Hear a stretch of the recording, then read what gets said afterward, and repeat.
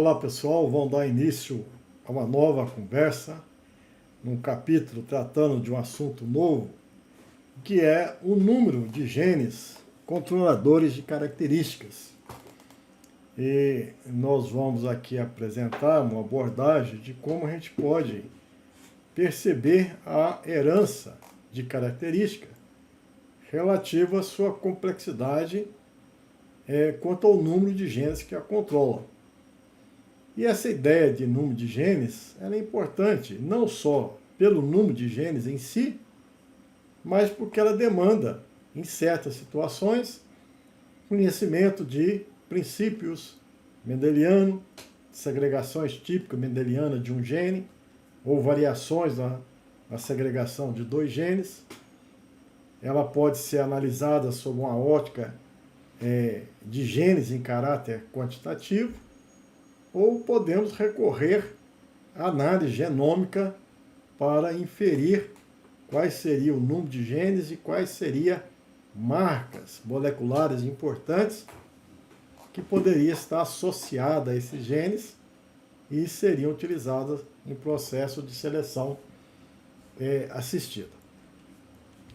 Pois bem, então nós vamos abordar esses assuntos de uma forma bastante ampla.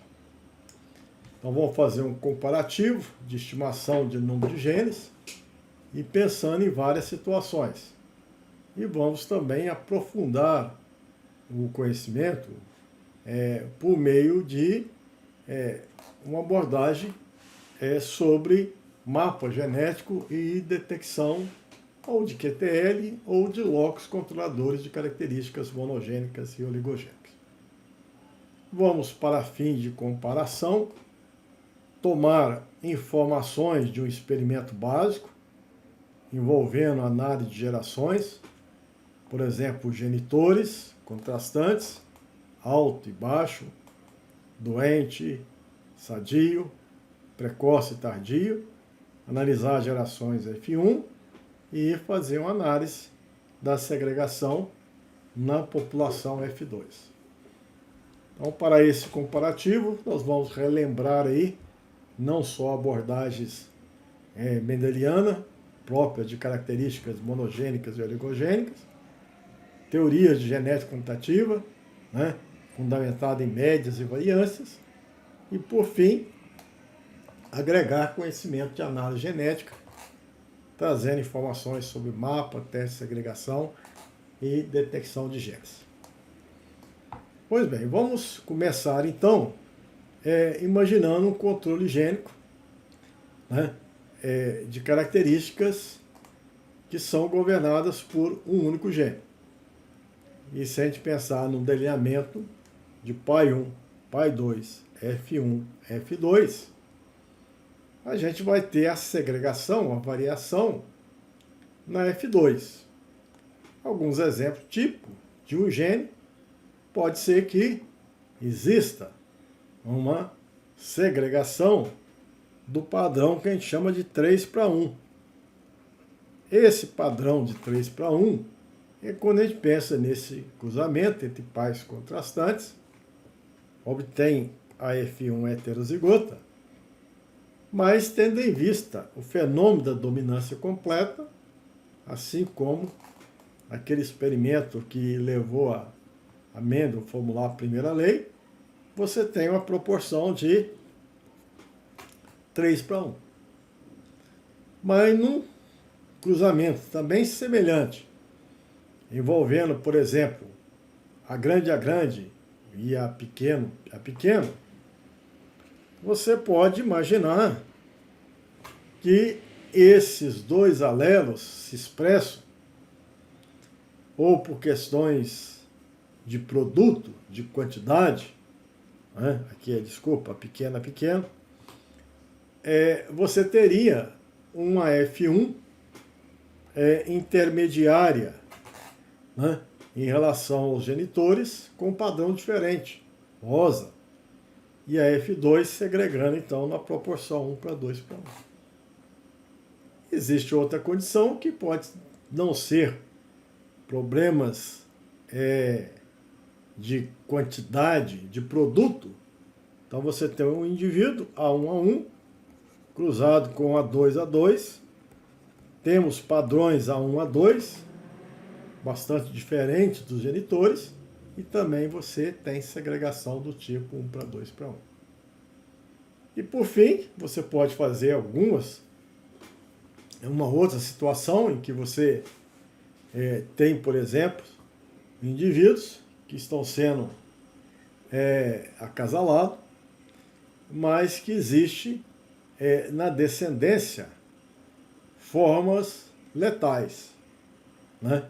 Então, às vezes, você tem um heterozigoto, por exemplo, aí um A1A2 com A1A2, com A2A2, por exemplo, aí você tem na descendência o A1A2, você tem o A2A2, e pode ser que na F2 manifesta A1A1, A1A2, A2A2. Pode ser que a forma A1A1 ou A2A2, não é o caso, seja formas letais e a segregação é 2:1. Então veja que em relação a um gene, nós temos vários tipos de segregações. 3:1, 2:1 ou 2:1. E o raciocínio inverso também é válido.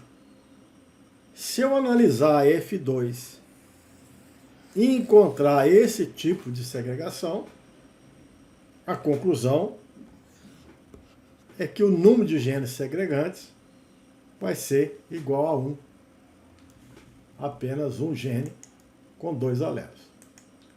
Então, é uma forma, a gente conhecendo a teoria, significa que a análise dos dados, o padrão de segregação, né, que eu encontrar na F2, pode ser o padrão típico de um gene. Se encontrar, então, 3:1, 2:1, ou mesmo 2:1, posso pensar no controle gênico proporcionado por um gene. O mesmo raciocínio pode se dar para algumas situações em que você tem 2 genes. Então, existem várias situações para 2 genes, apenas uma característica. E uma situação bastante interessante é aquela em que você tem interação gênica. São as chamadas epistasias. E aí nós podemos raciocinar nesse sentido de vários tipos de epistasias diferentes. Temos epistasia dominante, recessiva, genes duplo dominantes, com ou sem efeito cumulativo, interação dominante-recessiva. Vai ter consequências na segregação, né, daquele padrão, nós estamos considerando aqui, às vezes padrão binário, existente, susceptível, e você então vai ter um tipo de segregação. E o raciocínio contrário também é interessante. Quando eu faço uma análise no F2, se eu encontro um padrão de segregação, por exemplo, 9:7, é uma forma suficiente para eu inferir que aquela característica tem o controle gênico de 2 genes. 2 genes independentes, pertencentes a cromossomo diferente, mas que estão em interação. Temos, obviamente, segregações, né, que aí vai depender muito das suas proporções, de genes ligados, que além de estar em ligação fatorial, está também em interação gênica, né? Às vezes acontecem os 2 fenômenos. Então veja que, para eu saber o número de genes controladores, dentro dessa abordagem típica de Mendeliano e suas variações, a gente vai então verificar a segregação que está manifestada. Para verificar a segregação, eu faço a contagem das classes e tento ajustar aí modelos que pressupõem então um gene, 2 genes, 3 genes, assim vai. Então eu preciso conhecer a priori as várias segregações. Um exemplo, se eu pensar em um gene, eu posso imaginar as segregações em vários tipos de populações. O primeiro que a gente convida você a pensar, por exemplo, é aquele que o pai 1 é a grande, pai 2 é pequeno, gera-se o F1, heterozigoto, e a partir daí eu posso dar diferente destinação. A partir do F1, por exemplo, eu posso gerar duplaploides, fazer cultura aí de antera e aqueles indivíduos que foram gerados a partir desses gametas grande, vai ser duplicado, vai se transformar em A grande. E aqueles que originaram de A pequeno vão dar origem a indivíduos A pequeno. Então, nos duplaploides, na segregação de um gene, eu espero 1 para 1. Nos retrocruzamentos, por exemplo, envolvendo lá um genitor recessivo, que é possível distinguir o dominante para recessivo, eu também espero segregação 1 para 1. Numa F2, nós vamos ter expectativa de segregação 3 para 1 ou 1 para 2 para 1. 3 para 1 se manifestar a dominância completa e 1 para 2 para 1 se manifestar a ausência de dominância ou codominância. Na F3, é fácil de imaginar, a frequência de heterozigoto, que é 2/4 na F2, vai reduzir a metade, vai para 2/8, e as de homozigoto vão aumentar. Por isso a gente teria uma proporção de 2/8 para o heterozigoto, 3/8 para a grande, 3/8 para a pequena. Se houver dominância completa, essas duas classes manifestam o mesmo fenótipo e há uma segregação do tipo 5 para 1. Se eu for autofecundando, até alcançar linhas derivadas do ancestral comum F1, eu chego também em rios, onde a frequência de A grande, a frequência de heterozigoto vai dissipando, eu passo a ter só A grande, A pequena, também frequência meio para meio. Então veja que o geneticista, ele sabe o que vai acontecer, da segregação se ele tiver informações genotípicas. E o biometrista, ao analisar os dados, percebendo a segregação, ele vai saber que aquela segregação é típica de um gene, 2 genes, assim por diante. Então o conhecimento ele é necessário, que você saiba a teoria, e a partir da experimentação, da observação efetiva das populações, seja F2, rios, duplaploides, F3, assim por diante, retrocruzamento, você consegue recuperar as informações anteriores e bater o martelo, sim, o caráter é controlado por um gene, não o caráter é controlado por mais de um gene. Então, é dessa maneira que a gente faz. Vamos ver como é que experimentalmente a gente analisa quais seriam o ferramental estatístico, biométrico, para chegar a essa conclusão. Se de fato a característica for governada por um ou poucos genes. E eu tenho então características de padrão discreto, onde possa identificar classes. Então eu vou fazer o meu experimento. O experimento envolve aqui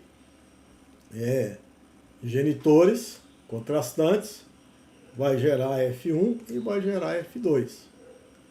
E aí na F2 eu tenho várias classes. Classe alta, classe anã, classe vermelha, rosa e branca. Eu tenho as quantidades observadas, quantas altas e quantas anãs. E aí eu tenho a quantidade esperada. Essa quantidade esperada está vinculada a uma hipótese.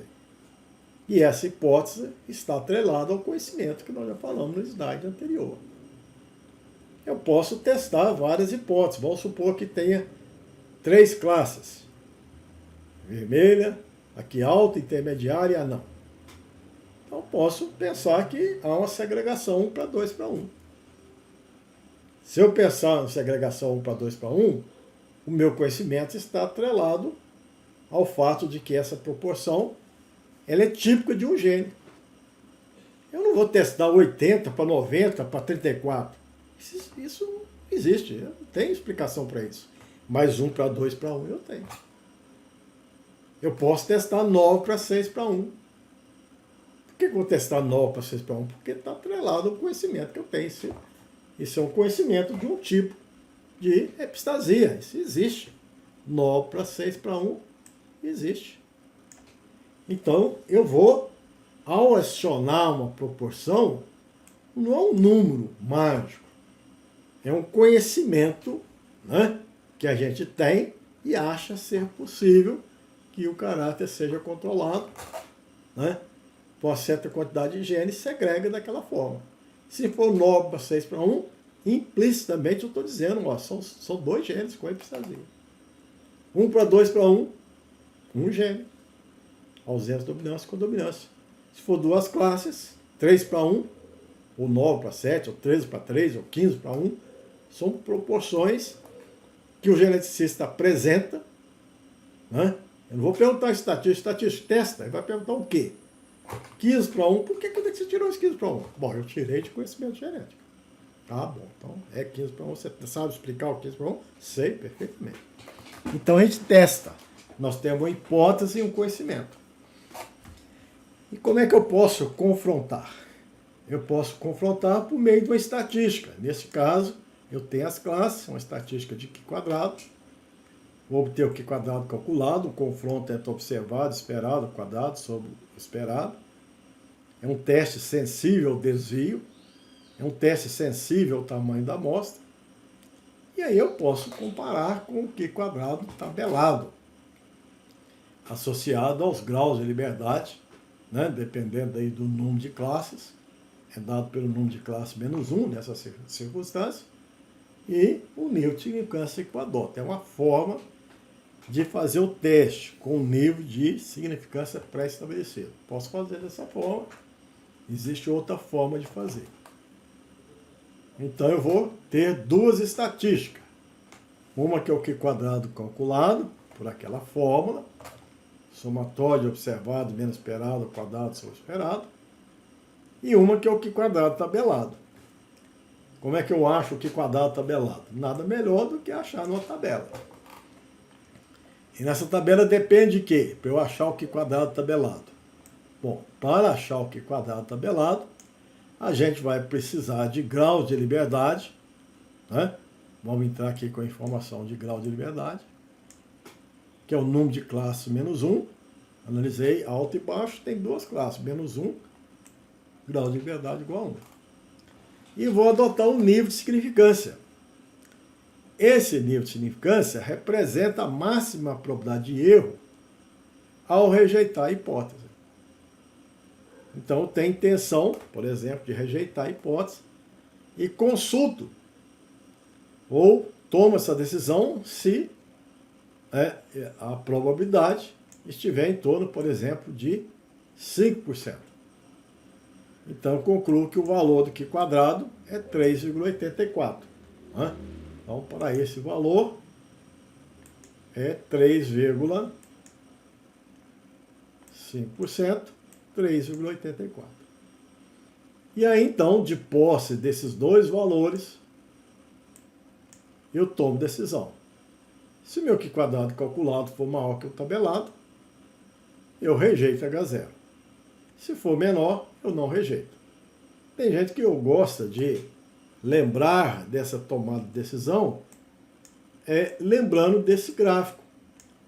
Então, existe aqui um gráfico onde você tem aqui no eixo X os valores de Q quadrado, no eixo Y o valor da função densidade e probabilidade, e você tem uma curva. E a área dessa curva, essa área azul aqui, representa aí o seu nível de significância, a área crítica. Aí você define 2 regiões. Essa região aqui é região de não rejeição de H0. E essa região aqui é região de rejeição de H0. Aqui você tem um Q quadrado tabelado, o referencial. Se o seu Q quadrado for menor, né, aqui, ele cai na região de não rejeição. Então, não rejeita. Se o Q quadrado calculado for maior, então ele vai parar, ele vai estar aqui, o seu ponto está na região azul. Então, você rejeita a hipótese. Então, essa é uma forma de pré-estabelecer. Né? Você pode pré-estabelecer esse nível. Então, vou dar um exemplo. Vamos imaginar que você fez aqui um experimento, analisou uma população F2, uma característica que manifestava padrão resistente, doente, e lá na população F2 você observou plantas resistentes, plantas doentes. Você observou que existia 128 resistentes, 32 doentes, susceptíveis, no total de 160. E você então vai formular uma hipótese, o caráter regulado por um gene. Isso aqui aciona conhecimento. Significa que a segregação esperada na F2 é 3:1. Significa que a esperada no reto cruzamento é 1:1. Significa que a esperada lá no F3, né, é 5:3. Nós já vimos isso aí, nós já temos conhecimento. Então, essa proporção é dada pelo geneticista. Então, esse é um teste genético, essencialmente genético. Vou usar uma fórmula estatística, mas essencialmente o que esperar, ela está dentro de um conhecimento de genética. Então, eu sei o que esperar. A partir daí, da concepção desse esperado, eu vou aplicar uma teoria de estatística. Eu vou confrontar o resultado observado com o esperado. Eu esperava 120, vieram 128. Esperava 40, vieram 32 plantas susceptíveis. Então existe um desvio. Precisa decidir se esse desvio é grande ou é pequeno. Então eu faço ele relativo ao esperado. E eu obtenho um valor do Q quadrado, 2,13. Aí eu preciso obter agora o Q quadrado tabelado. Nesse Q quadrado tabelado, eu preciso estabelecer duas informações. Grau de liberdade. Se eu tenho aqui duas classes analisadas, resistente e doente, grau de liberdade é igual a 1. Então, eu vou aqui em relação a 1. Nessa tabela, tem que investigar essa linha marcada com 1 grau de liberdade. E vou fixar o nível de significância a 5%. E aí eu percebo que o Q quadrado tabelado é 3,84. Então esse ponto de truncamento aqui é 3,84. O meu Q quadrado, ele é 2,13. Então ele está aqui, 2,13. Esse aqui é o Q quadrado tabelado. E esse aqui é o Q quadrado calculado. Então significa que eu estou nessa região. É uma região de não rejeição. Então, não rejeitamos a hipótese que o caráter segrega na proporção 3:1, que é típica de característica governada por um único gene. Então, essa é a maneira de inferir sobre o número de genes. Essa decisão está associada à probabilidade de erro. Tem um erro, tá certo? Mas o erro, se eu rejeitar essa hipótese, né, está associado a apenas 5%. Né? Então, eu vou ter essa tomada de decisão. Então, a maneira de concluir aí sobre o número de genes controladores da minha característica. Bom, mas uma coisa que deve estar preocupando o ouvinte é essa ideia dos 5%. Por que ele está fazendo os testes a 5%? É porque é uma forma arbitrária, mas é uma forma adotada, né, na área biológica, na área agrária, isso é normalmente adotado, é aceitável. Mas você pode falar, não quero adotar 5%. Eu quero tornar o meu alfa não pré-estabelecido. Ele que é incógnita. Então tem o alfa, né, que é o valor que eu pré-estabeleço. Não quero ele, não quero fazer teste a 5%, a 1%. Eu quero conhecer o alfa. Na verdade, eu quero conhecer o p-valor, que é a medida, e aí precisa de uma reflexão, é a medida de erro ao rejeitar. Então, o p-valor é a probabilidade de erro ao rejeitar H0. Isso é informação interessante, porque agora o comportamento me deixa mais livre. Eu não vou testar a hipótese do caráter regulado por um gene. Eu posso testar que é por um gene, por 2 genes, por 3 genes, e assim vai. Então, veja, eu posso levar e nesse mesmo experimento que eu tenho aqui, né? Que eu tenho 128 para 32, eu posso testar a hipótese 3:1. A hipótese 9 para 7, 13 para 3, 15 para 1, 37 para 27, 63. Esses números eu tirei da onde? Eu tirei da genética. Eu sei que o F2 pode se agregar 3:1. Por quê? Porque um gene pode controlar, se exibir dominância completa, 3:1. É uma explicação razoável. Posso explicar para o 9 para 7? Pode, 2 genes com epistasia. Você vai ler lá o tipo de epistasia. Posso explicar para o 13 para 3? Pode. Para o 15 para 1, 27 para 37 para 27, 60? Posso. Não tem problema nenhum.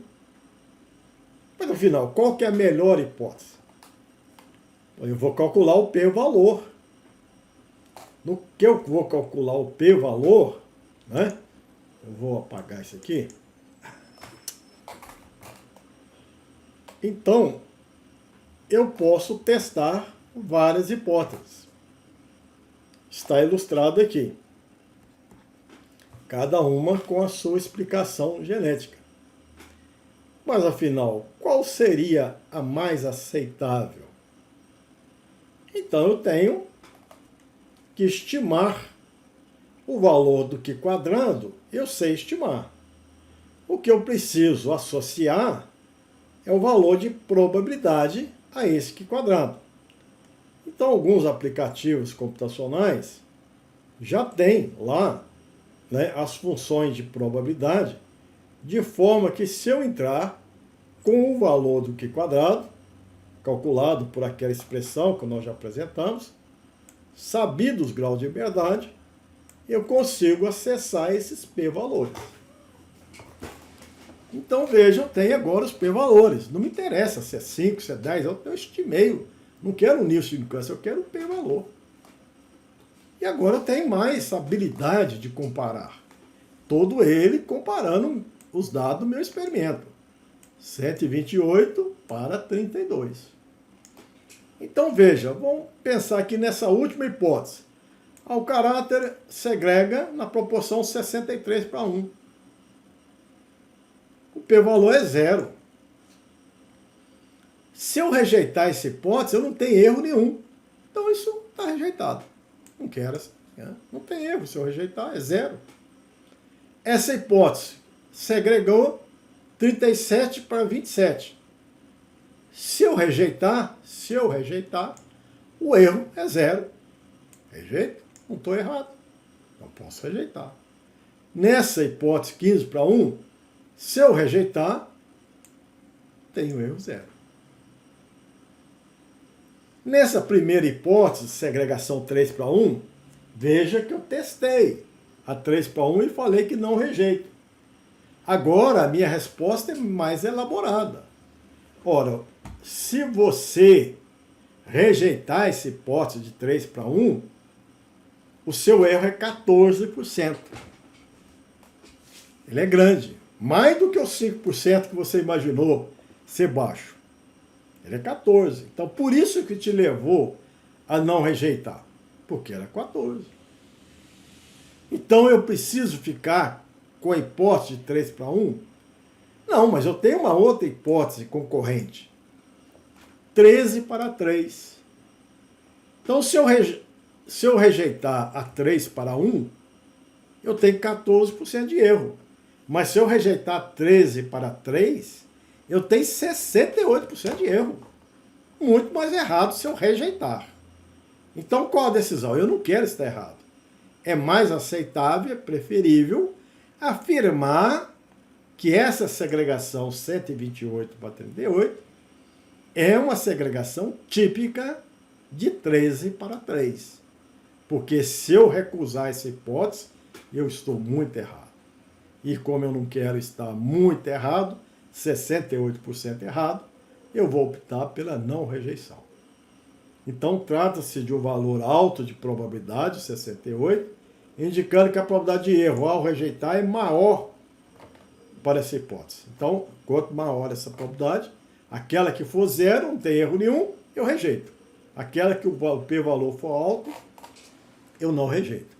Então, veja que eu mudei o critério, fiz uma análise mais ampla, calculei p-valor para várias hipóteses, e esse quadro é muito mais ilustrativo da possibilidade do caráter ser de fato controlado por dois genes. Então é dessa forma que a gente faz. Então, a gente tem os aplicativos, é fácil de fazer essas análises. Então, quando eu tenho a segregação do típico aqui, 128 para 32, eu posso fazer análises específicas para duas classes, testar, por exemplo, a quantidade observada 128, e eu posso ter aqui a quantidade observada 32. Eu posso fazer teste de hipótese de uma hipótese qualquer, 3 para 1. E aí, então, calcular e verificar que o p-valor, aqui calculo o p-valor, 14%. Ou posso simplesmente pedir para o computador fazer uma análise geral, 128 para 32. É uma outra possibilidade. E então ele faz teste para várias hipóteses. Então, aqui ele compara, o computador já está instruído com conhecimento de genética, e eu forneci duas classes, ele testa a hipótese de um gene, segregação 3 para 1, de dois genes, 9 para 7, 13 para 3, 15 para 1, ou de 3 genes. Poderia testar outras opções de 3 genes, né? Ou de 4 genes. Mas aqui já é suficiente para eu tomar a decisão. Ou seja, rapidamente eu posso perguntar se aquela minha característica ela é governada por 1, por 2, por 3 genes. E diante do p-valor, eu tenho que saber interpretar o que é p-valor, eu posso chegar à conclusão do que é mais aceitável, o que tem mais aderência. Então, eu vou explicar essa segregação, provavelmente típica de 2 genes, segregação 13 para 3. Vamos fazer algumas reflexões sobre o uso do teste quadrado, que é um teste bastante poderoso, bastante útil. Então vamos imaginar aqui uma população agora de retrocruzamento. São informações interessantes. O geneticista, ele sabe dessas palavras-chave. Falou retrocruzamento, ele já aciona o conhecimento. Pai 1, pai 2, F1 é um cruzamento do F1 com um dos genitores. Então envolveu aqui o F1 com o genitor recorrente de padrão doente. Então nós temos já a hipótese. A hipótese de segregação de um gene está atrelada a ocorrer 1 para 1. Então faço o experimento sadio, genitor doente, supostamente um gene A grande a pequeno, com a pequena a pequeno. Tenho 260 sadio, 240 doentes, e vou fazer a minha análise. eu tenho 500 indivíduos. Tá certo? E nesses 500 indivíduos, né, eu tenho aqui os 260 e 240, esperado 1 para 1, 250 para 250. Então a ideia é comparar o observado com o esperado. Essa é a minha pergunta. Mas eu posso pensar em termos de proporções. 260 e 500 é 0,52. 240 e 500 é 0,48. Eu esperava 1 para 1, meio para meio. Será que eu posso fazer esse confronto de proporções ao invés de total? Não. O teste quadrado, ele é sensível ao desvio entre observado e esperado. E ele é sensível ao tamanho da amostra. Então eu vou aplicar nesse conjunto de informações e não neste. Poderia até abrir o comentário para outros assuntos, se eu fosse usar o meta máximo de verossimilhança, outra abordagem, mas nessa circunstância de confronto de teste de hipótese é pela quantidade.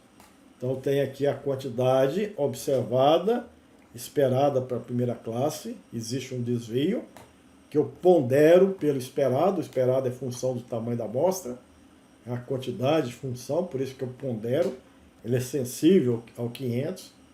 Depois eu tenho outro desvio da outra classe, de doente, observado menos esperado, esse desvio ponderado. Tem o Q quadrado, tem o grau de liberdade, duas classes menos uma, 1, e tem o p-valor. Não vou nem testar 5% essa ideia, agora eu já abandonei. Eu vou ter um p-valor. Né? O que significa esse p-valor? De 37,11. Você pode refletir, você pode ir na literatura e consultar se tem outras hipóteses. Se você não for na literatura, o que está dizendo? Se você rejeitar, você está 37% errado. Se você achar que é alto, o erro é alto, então você não quer estar errado. Se você não quer estar errado, a intenção de rejeitar não deve ser praticada. Então a conclusão é: não rejeito. Tendo em vista que você acha que 37% é alto. Tem gente que acha que alto é 5%, então 37% é alto. Mas veja, e se eu tivesse feito outro experimento, com a mesma característica, o mesmo tipo de cruzamento, que seria reto cruzamento, e eu analisei não 500, mas 5.000 plantas, vou obter a estatística Q quadrado. Temos quantidades observadas, sendo reto cruzamento, o observado 2.600, esperado metade, 5.000, 2.500. Aqui observado 2.400, esperado metade, 2.500. Onde que eu vou aplicar o Q quadrado? Neste conjunto de dados, que confronta a quantidade, ou nesse conjunto de dados que confronta proporções? E nesse caso, as proporções, eu espero 1 para 1, meio para meio. Veio 2.600, esse 0,52. 2.400, 0,48. Então, eu vou aplicar neste conjunto de dados. E aí eu tenho um desvio. Eu vou ponderar esse desvio pelo tamanho da amostra. E aí eu vou obter um Q quadrado 8. Grau de liberdade 1. P-valor menos do que 1%, 0,47. Pequeno ou alto? Eu acho que isso aqui é pequeno. Se vocês concordarem comigo, o erro é baixo. Se é baixo, o meu erro, se eu rejeitar, é baixo. Ou seja, eu não estou errado em fazer o quê? Em rejeitar. Então aqui eu rejeito. Por que eu rejeito? Porque o p-valor me diz que o erro é baixo. Mas isso aqui cabe uma reflexão. O experimento, analisado sob a forma de porcentagem, era o mesmo. Nesse experimento aqui, as proporções esperada, observada, era de 52% para 48%. Nesse outro experimento, era de 52 para 48. Eu não sei qual que é o resultado, mas se eu tivesse aplicado aqui, os dois experimentos conduziria à mesma tomada de decisão. Mas ao ser aplicado corretamente nesse conjunto de dados, os resultados foram diferentes.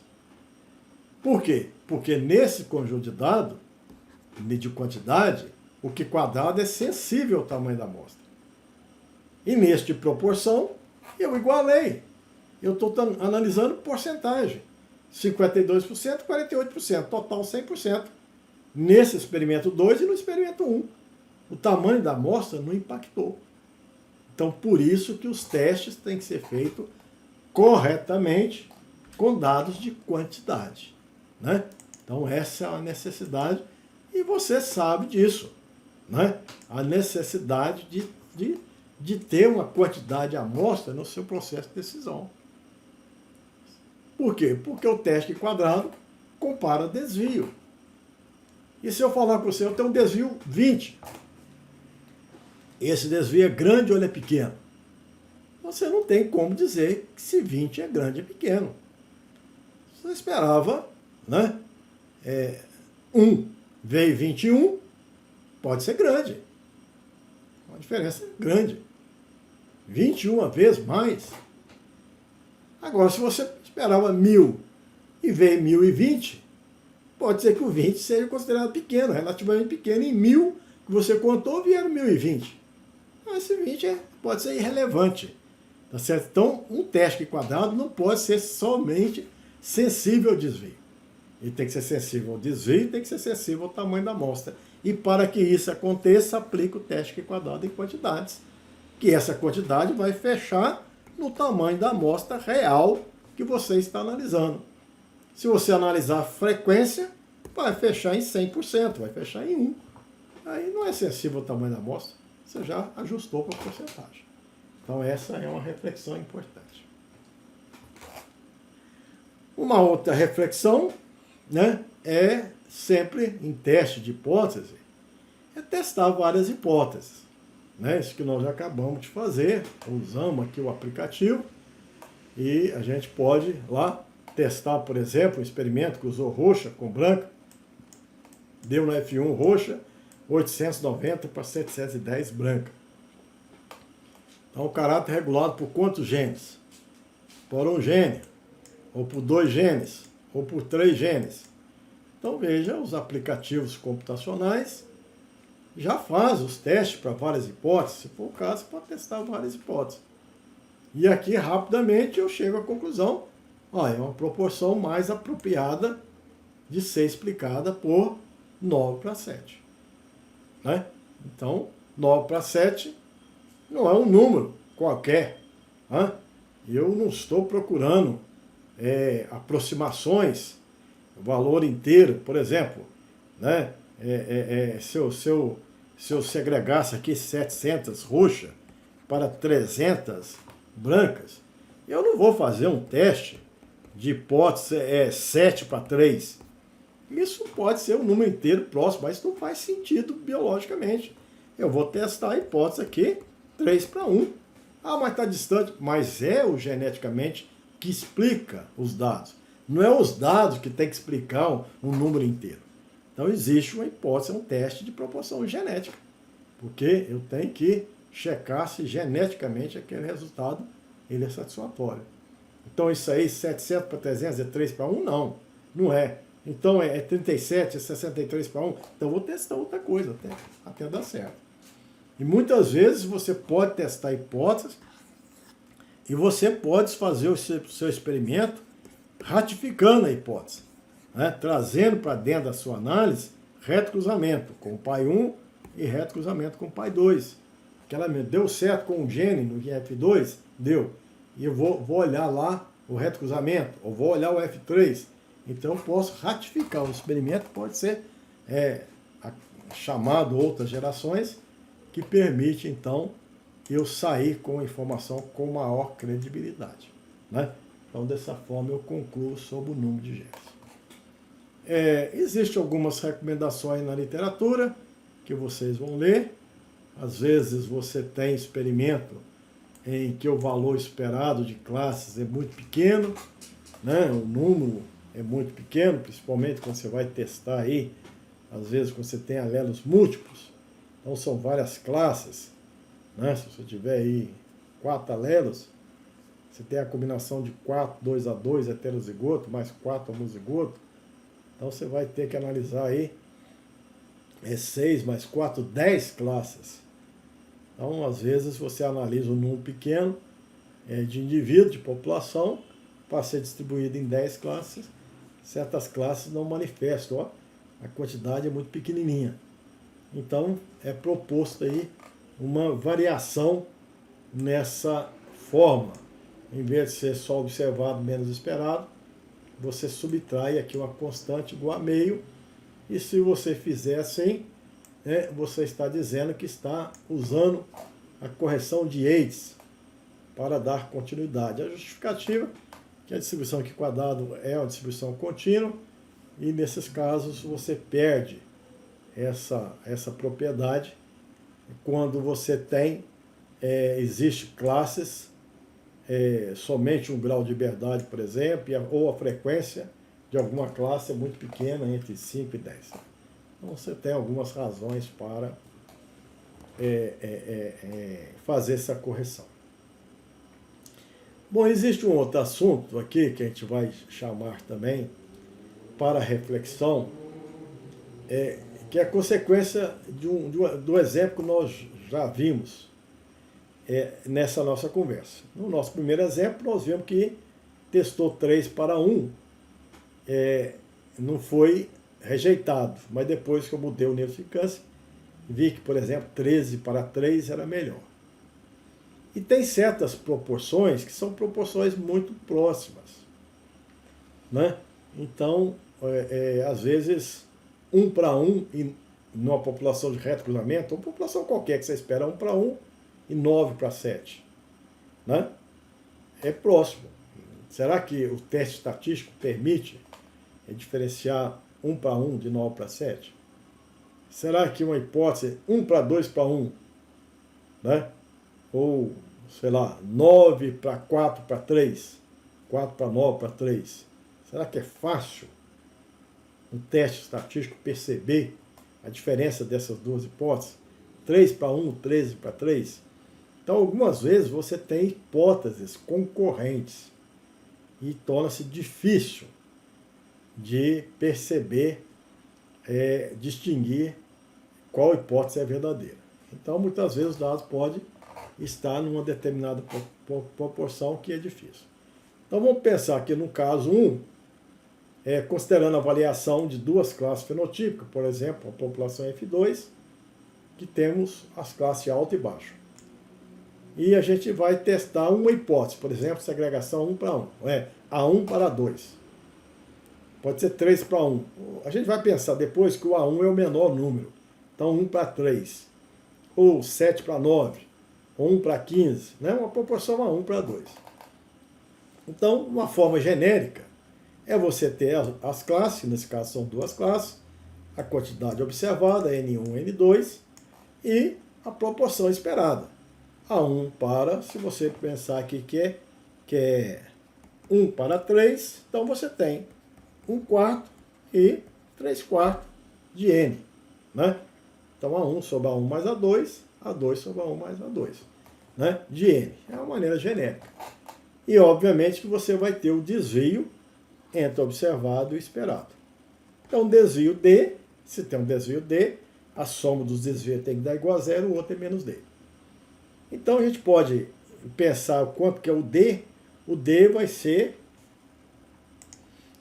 vamos pensar aqui, o D vai ser essa diferença entre a quantidade observada e esperada. Quantidade observada menos a quantidade esperada. Se eu fizer as operações, esse aqui vai ser o D. O Q quadrado é esse desvio ao quadrado dividido por esse esperado. Esse outro desvio aqui, esse desvio ao quadrado dividido por esperado, esse desvio ao quadrado dividido por esperado. Então, uma forma genérica de Q quadrado, para qualquer que seja a proporção, né, de padrão binário, A1 para A2, é dado por essa expressão. Mas a gente vai provocar que você poderia ter testado A1 para A2 e poderia ter testado a hipótese concorrente. Uma B1 para B2. Você pode testar A3 para 1, ou 1 para 3, se você preferir, versus A13 para 3. Ou 1 para 1 ou 9 para 7. Digamos que você quer testar duas bem próximas. Se a fórmula de uma é esta, então, se você trocou A1 para o B1, A2 para o B2, a fórmula vai ser essa mesmo. Né? Só que as letras vão ser B1, B2. E em função do tamanho da amostra. Mas pode, por coincidência, nós vimos na nossa conversa que nós tínhamos duas hipóteses, e as duas hipóteses foram, se fosse 5%, não rejeitáveis as duas. Mas deu sorte que uma estava associada a 14%, acho que a outra 66%. Mas pode acontecer que as duas tenham o mesmo Q quadrado? Pode. Por incrível que pareça, pode. Então isso nós chamamos de uma coincidência absurda, mas é uma segregação ambígua. As duas bateram na mosca, o mesmo Q quadrado. Quando é que isso acontece? A gente pode até pensar, quando esse Q quadrado é igual a esse Q quadrado. Então você tinha lá as classes, classe 1, classe 2, N1, N2 e um tamanho N. Então, existe um valor de N1, por exemplo, qual o valor aqui, digamos que seja 200, qual o valor de N1 em 200 plantas, que se acontecer, o Q quadrado da hipótese 3 para 1 fica igualzinha o Q quadrado da hipótese 13 para 3. Posso pensar nisso. Então existe essa fórmula. Olha, existe um número? Sim, existe. Então é esse caso aqui. Por exemplo, digamos que se eu estivesse analisando 100 indivíduos, tem duas hipóteses, a 3 para 1, ou 1 para 3, a 13 para 3. Então, usando essa fórmula aqui, que depois vocês vão ver com calma, na nossa conversa a gente evita muita fórmula, né? Apresenta as fórmulas para depois vocês verem na calma, mas a gente já vai direto nas interpretações. Então, se você tiver 100 indivíduos, aqui classe 1, classe 2, se analisou 100 indivíduos, e acontecer que surge aqui cerca de 21,71, não existe 21,71 indivíduos, ou é 21 ou 22, aí, e o restante aqui, obviamente, vai dar 78, né? 78,29, não sei se eu errei aqui, né? Mas provavelmente sei. Se tiver essa situação, complicou a minha vida. Porque se eu usar o teste Q quadrado, vai dar um Q quadrado para a hipótese 3 para 1, e vai dar o mesmo Q quadrado, aqui tem problema de erro numérico, para a hipótese 13 para 3, e eu concluo aqui, nada. Os dois Q quadrados são iguais, como é que eu vou saber? É um gênio ou são dois gênios? Então, nesse caso, nós ilustramos aqui, mantivemos até o decimal, só para fazer as operações. Temos a hipótese 3 para 1, temos a hipótese 13 para 3, faço como devia, e acho um Q quadrado 0,57, aqui é a questão de... e 0,57 lá de cá. Ixi, então complicou a minha vida, né? Complicou porque os dois Q quadrados são exatamente iguais. Os dois têm valor 44, não foi igual ao outro assunto. Um deu 14, o outro deu 66, né? Eu fui na não rejeição, mas eu desempatei. Mas aqui houve um empate. Então o que eu vou fazer? Eu vou fazer outro experimento, gastar dinheiro e tratar de fazer outro experimento. Aquele N não foi suficiente, ou outra geração. Não é conclusivo o meu experimento. Infelizmente, aconteceu essa coincidência. E pode acontecer uma outra coincidência. Desses dois Q quadrados ser igual, e ser igual a um Q quadrado exatamente igual a um Q quadrado que geraria uma probabilidade, por exemplo, aqui, 5%. Aí que eu não concordo mesmo, aí que não tem jeito. Se esses dois Q quadrados forem iguais a 5%, um Q quadrado igual a 5%, nós já vimos lá na tabela, quem gosta da tabela sabe que 1 grau de liberdade a 5% dá 3,84. Né? Aqui, se for 5%, por exemplo, o Q quadrado dá 3,84. Lá na tabela, com 1 grau de liberdade. Então, como é que eu vou fazer?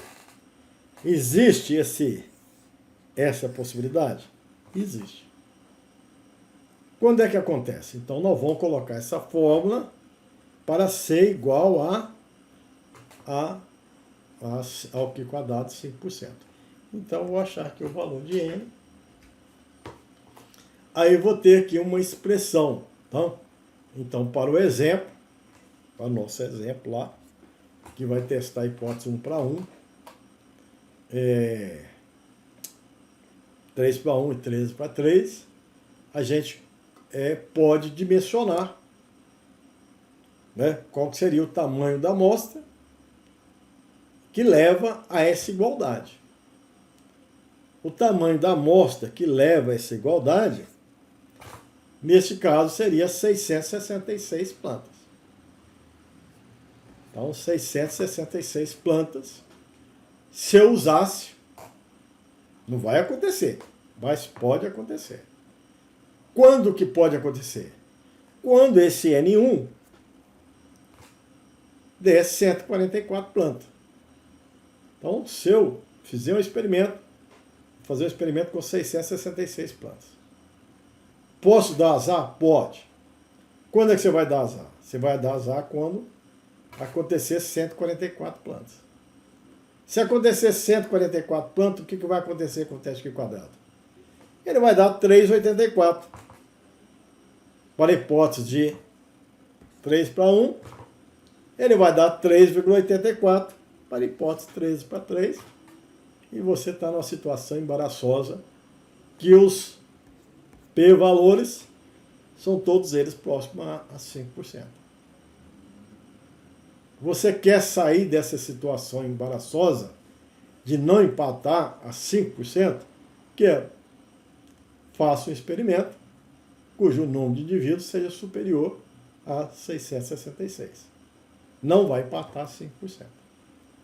Até empatar em outro valor, vai a 5%, não vai empatar. Então, muitas vezes, você pode dimensionar, se você quiser, é uma reflexão, né? Um experimento. Eu quero montar um experimento que eu não tenha ambiguidade a 5%.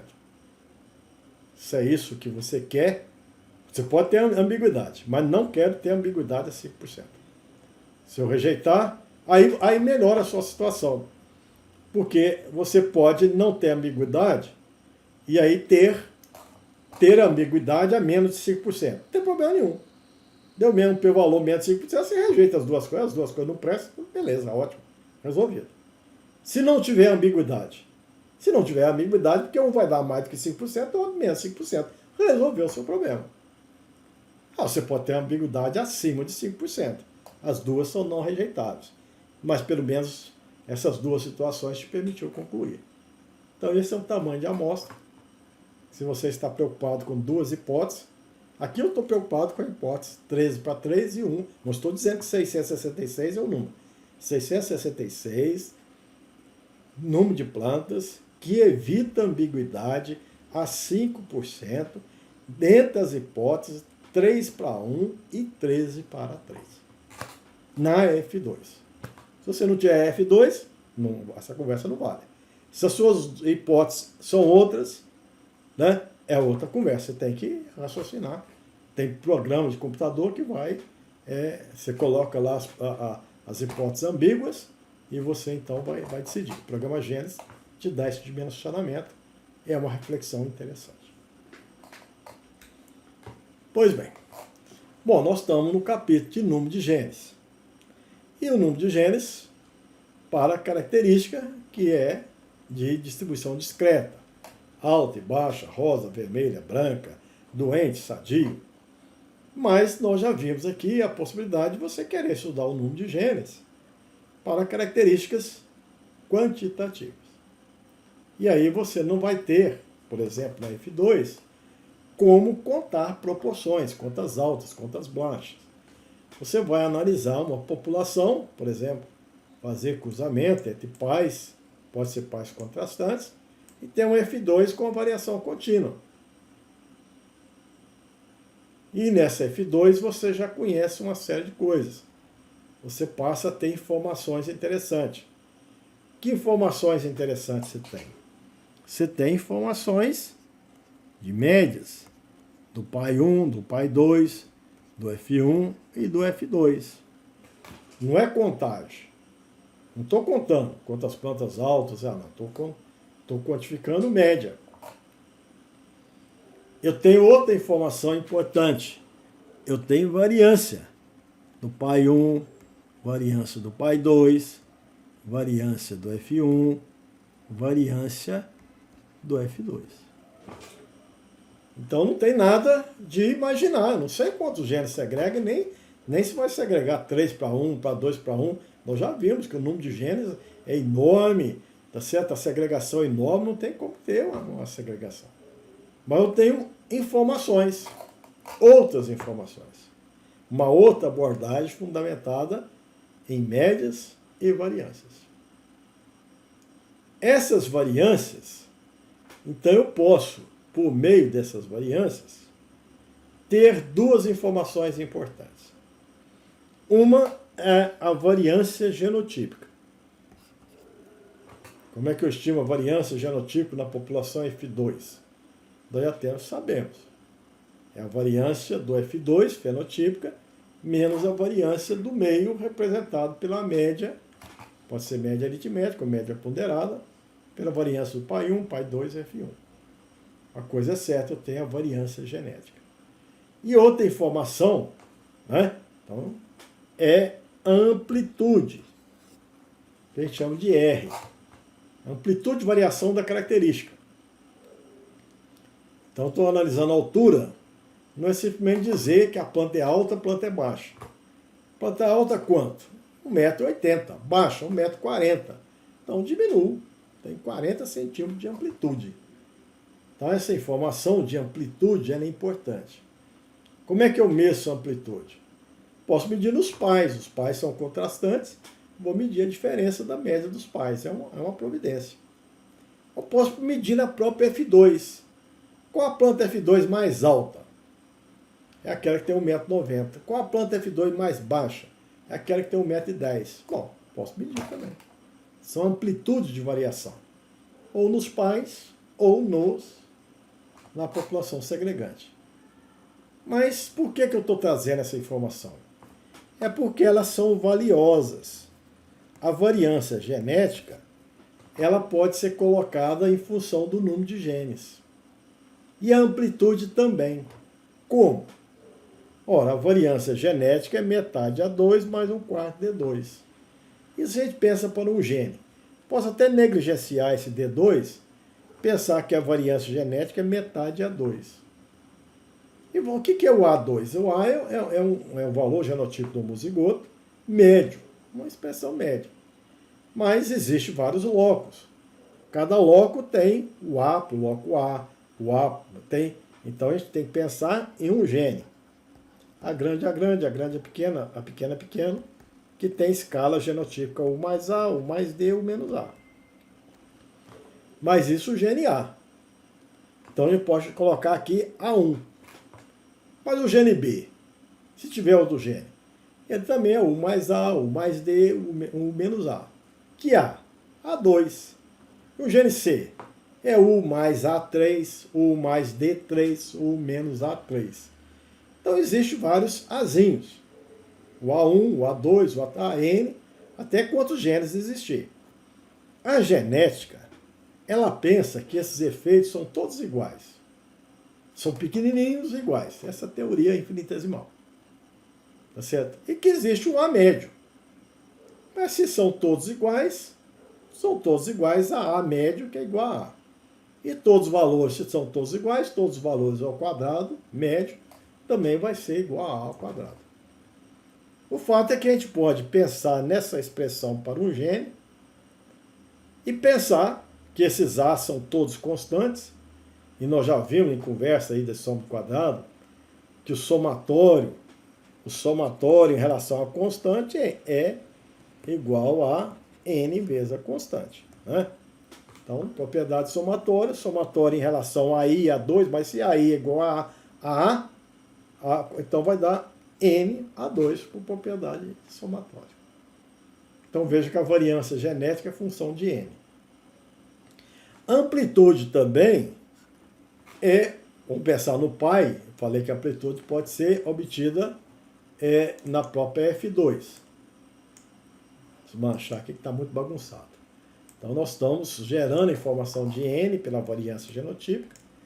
E em relação à amplitude, pensando na diferença dos πs, então vai ser igual o mais a e o menos a, que o π1 provavelmente é a grande, o π2 é a pequena, pensando no gene.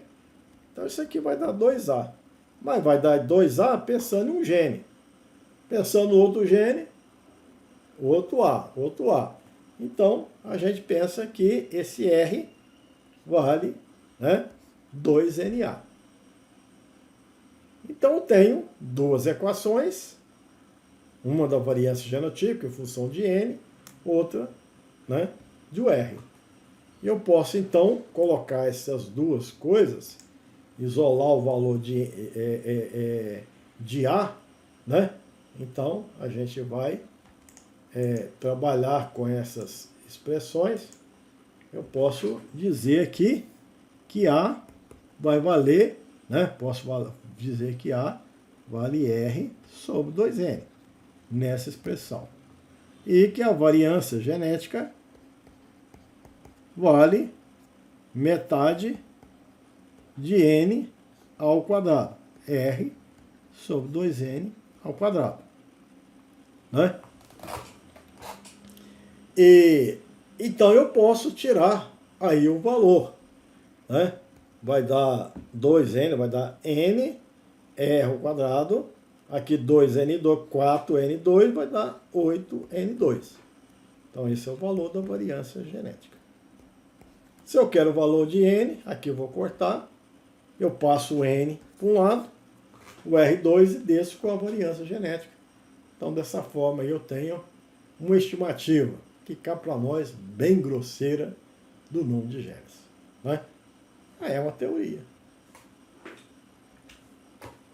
Outra forma é imaginar, né, um outro estimador, é imaginar o número de genes pela frequência da classe extrema. Então, numa F2, se eu tiver um gene, eu espero que isso aqui tenha a pequena. Do lado de cá, a grande. Quantos a pequena eu espero? 1/4. E do lado de cá, 1/4. Mas se eu tiver dois genes, eu espero que essa extremidade seja a pequena, B pequeno. Né? E do lado de cá, A grande, B grande. Qual que seria a frequência da F2? 1/16. E desse aqui? 1/16. Ah, mas se tiver três genes, é A grande, B grande, C grande. E do lado de cá? A pequena, B pequeno, C pequeno.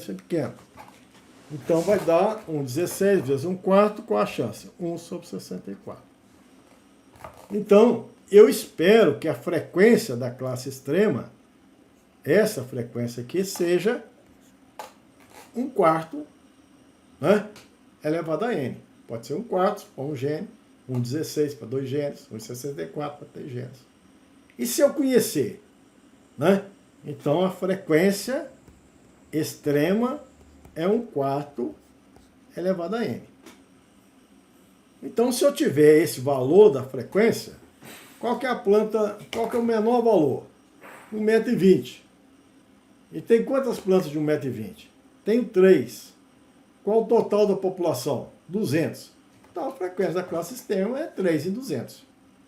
Então, basta eu, calcular, colocar do lado de cá, logaritmo, vai ser n logaritmo de 1/4, então o valor de n é dado por essa expressão. O logaritmo da classe n vai ser o logaritmo da classe extrema sobre o logaritmo de 1/4. Pode ser log decimal, pode ser log neperiano, do jeito que você quiser. Então está resolvido, são as duas possibilidades de se ter aí o número de genes controlador de uma característica quantitativa. Então, a abordagem de médias e variância é uma abordagem de frequência. Temos aqui um exemplo, né, que eu tirei lá do livro do professor Magno.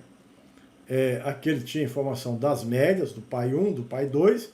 Com essa informação das médias do pai 1 e pai 2, ele gera a amplitude, né? E aqui com as informações das variâncias do pai 1, do pai 2 e do F1, ele gerou a variância do meio. Com a variância do F2, subtraindo a variância do meio, ele teve a variância genotípica. Então veja que com a informação de médias e variância, ele me dá então essas duas informações. E eu então vou utilizar a expressão n igual a R2 sobre 8 variância genética. E aqui estimou-se que o caráter fosse controlado por cerca de 5 genes. Certo? É uma estimativa bem grosseira, sabe? Bem grosseira, né? Mas é uma ideia. O programa Genes, ele tem uma série de exemplos, né? E eu trouxe para cá, a gente analisando aqui, então, também igual o trabalho lá do livro do Magno, é a análise de 4 populações. O pai 1, o pai 2, o F1 e o F2. No meu conjunto de dados eu tinha 20 plantas de cada pai 1, pai 2, F1 e 200 plantas F2. Então foi gerada as médias, do jeito que a gente apresentou anteriormente, e aqui as variâncias, né? Então, por meio dos pais, a informação dos pais, eu posso ter uma amplitude, com base na média do pai 1 menos a pai 2. Ou posso olhar a população F2, né? E eu posso, então, com base dessas médias, gerar o valor de R. Com base nessas variâncias, a gente vai gerar o valor da variância fenotípica, da variância ambiental, né, dada aí pela média ponderada, e a variância genotípica, que vale aí os 34, aqui é a variância genotípica. Então essas duas informações, quando combinada, me dá aqui o número de genes. Eu dei esse exemplo porque a instabilidade é tão grande que se eu considerar a amplitude na F2, o número de genes sai igual a 5. Se eu considerar a amplitude dos pais, né, que são duas opções, o número de genes sai 25. Então veja que é um estimador muito... Aí a gente verifica que é um estimador bastante sensível aí, né? Então isso aqui é uma curva, são as distribuições. Nós vamos aqui ilustrar lá no programa Genes a análise desse arquivo denominado de plano 14. Então veja que nós temos na parte de biometria procedimentos de análise de gerações segregantes e não segregantes, e vou ilustrar aqui pai 1, pai 2, F1, F2. Nós temos um arquivo aqui chamado plano 14, só para vocês terem ideia. Então nós analisamos a geração 1, pai 1. Temos duas colunas, 13,13 é uma variável, até duplicada aqui. Aqui nós temos o pai 1 representado por 20 plantas. O pai 2 representado aqui por 20 plantas. O pai 3 também, aqui é o F1, por 20 plantas. E o F2 com 200 plantas. Então a gente entrega esse conjunto de dados para o computador, declara, tem lá duas variáveis, aqui é a porcentagem selecionada, aqui é até a maneira de calcular a variância ambiental, tem várias formas. A variação ambiental nós falamos aqui, que pode ser dado pela variância pai 1, mais a variância pai 2, mais duas variâncias F1, dividida por 4. Aí você pode considerar apenas os pais ou apenas F1, tem várias opções. e então você processa, né? Então você tem aqui o seu resultado, onde ele fornece os valores dos indivíduos, das médias e das variâncias, tanto do pai 1 quanto do pai 2, do F1 e do F2. Com essas informações, eu tiro então as amplitudes, né? Então as amplitudes. E eu posso, com as variâncias, estimar a variância do pai 1, a variância fenotípica do F2, a variância do meio e a variância genética. E aí, então, estimar o número de genes, né? Então, nesse caso aqui, foi 5,3, usando a expressão em que a amplitude foi medida na F2, ou 26, em que a amplitude foi medida nos pais. Não mostrando aí uma variação muito grande, mas mostrando que é possível estimar, né? Uma outra possibilidade de estimar seria recorrendo a informações de marcadores moleculares. Para resumir aqui, nós pegamos um experimento e começamos aqui a analisar esse experimento, que é o experimento de pai 1, pai 2. Né? Nós temos aqui o experimento de pai 1, pai 2, F1 e F2. Nós, então, conduzimos a conversa na primeira etapa numa análise de proporções. Teste aqui quadrado, segrega 3:1, 9:7, então conclui. Depois uma abordagem aqui da segunda etapa, de médias e variância, à luz da genética, ilustrada aqui pelo Fischer, né? E a gente, então, conclui de uma maneira grosseira, mais o número de genes, dependendo da amplitude da variância. O que nós não falamos até agora seria a contribuição da genômica. E nós rapidamente vamos introduzir a importância desse assunto. E para introduzir a importância desse assunto, a gente vai considerar aqui um conjunto de dados, rapidamente. Pai 1, pai 2 deu origem a F1, e na F2 nós temos aqui indivíduos alto e indivíduo baixo. Né? E vamos pensar que é uma característica não só qualitativa, alto e baixo, mas o alto significa 4 kg ou 4 miligramas de um produto. O baixo significa 2 miligramas, para ser quantitativo também. Se eu quiser calcular média, variância, eu tenho 4 e 2 para calcular. Se eu quiser calcular frequências, do baixo, do 2 que é baixo, e o 4 que é alto, eu também calculo. Então, eu posso fazer uma análise fundamentada em quantidade de alto e baixo, frequência de alto e baixo. Eu posso calcular aqui uma média. Tem 200 dividido com 2, e 280 com 4. Eu tiro aqui uma média, uma variância fácil, e eu vou para a abordagem quantitativa. É possível fazer as duas coisas se eu tenho essas duas informações. Bom, mas se eu for para Mendeliana, 280 para 220, né? E eu tenho aqui as informações das marcas moleculares também, tá certo? Mas vamos pensar que eu estou apenas analisando uma população F2. Essa população F2 tem 500 indivíduos e eu medi nesses 500 indivíduos essa característica. O que eu estou contando para você é que eu tenho informação adicional. Desses 500 indivíduos, eu também tenho informações, né? Desses 500 indivíduos, eu também tenho informações moleculares. Não vai ser objeto da conversa de agora, mas só para introduzir o assunto. Eu tenho essas informações. Não vou esquecer, certo? Mas vou dizer para vocês que eu tenho, então, posso contar quantos 4, quantos 2 eu tenho. Eu tenho 284 e 222. Então, qual que é a segregação? Posso pensar que tem 280 alto e 220 baixo, como nós falamos aqui. Então, posso dar um tratamento igual nós acabamos de fazer.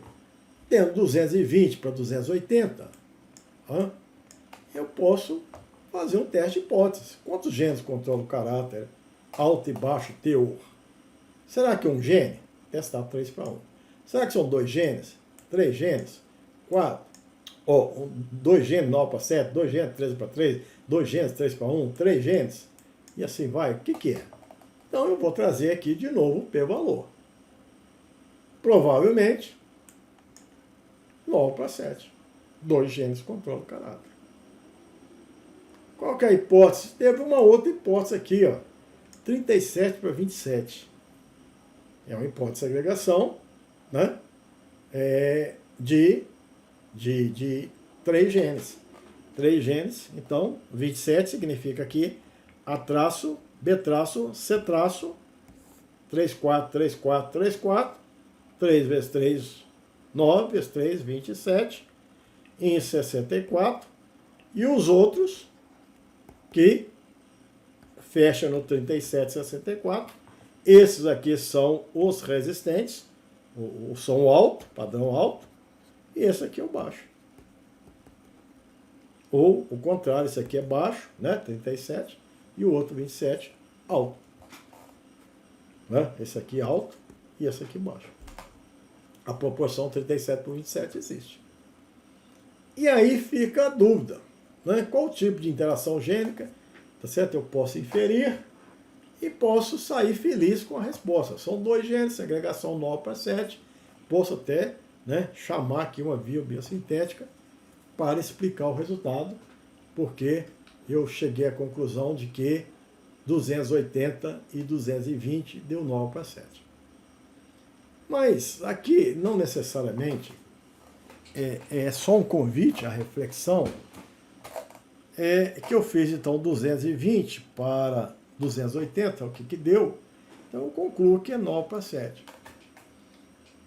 Mas digamos que fosse resistente susceptível, aí você chega e fala, não, descobri que algumas plantinhas não era resistente nada, aquilo lá foi, ou era resistente, ou teve aqui, digamos, ou foi escape, aconteceu um problema, tá certo? Qualquer.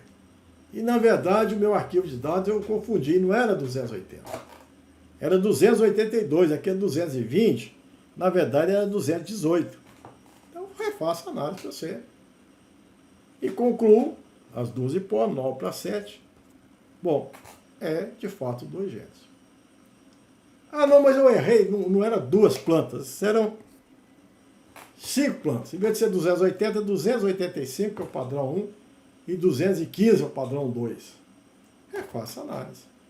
Você errou só 5 plantas, bom, mas quase que eu mude a opinião. As duas agora, você tem certeza, 5 plantas, já dá uma informação que as duas hipóteses são praticamente empatadas. Eu tenho um problema de ambiguidade aqui. E se você fala, não, errei, é muito. Eu tinha 288 plantas e aqui 212. Então eu vou refazer o teste quadrado, mas não. Agora eu sou obrigado a concluir que são, desculpa, aqui 3 genes. Então veja, aquele resultado que eu estou querendo motivar, é que muitas vezes esse resultado eu tenho que ter certeza. Eu tenho que ter o tamanho da amostra adequado. Né? Mendo concluiu com 1000 plantas. Ou mais de 1000 plantas. Aqui eu estou com 500. E aí é muito complicado bater o martelo se é um gene, se são 2 genes, 3 genes. Qualquer alteraçãozinha na contagem que eu fiz compromete o teste, compromete os p-valores. Tá certo? Então é muito arriscado. Será que não tem jeito de eu saber se são... Na verdade, são 2 genes ou 3 genes? Tem jeito de eu ver esses genes, não? Tem. Tem jeito de você ver esses genes. Então, vai ver onde? Eu vou ver lá no mapa. Se eu tiver um mapa genético, e eu tinha as informações genéticas, eu posso perguntar se eu tenho, digamos que, uma certa quantidade, né, de grupo de ligação. Eu tenho, por exemplo, 5 grupos. Aqui, afinal de contas, é um gene, 2 genes ou 3 genes? Então eu vou olhar no mapa. Quantos genes eu estou chegando? Estou chegando um aqui, enxergando um aqui. São quantos? São 2. Consegui ver 2, velho. Então são 2. Se fosse 3, eu ia ver 3.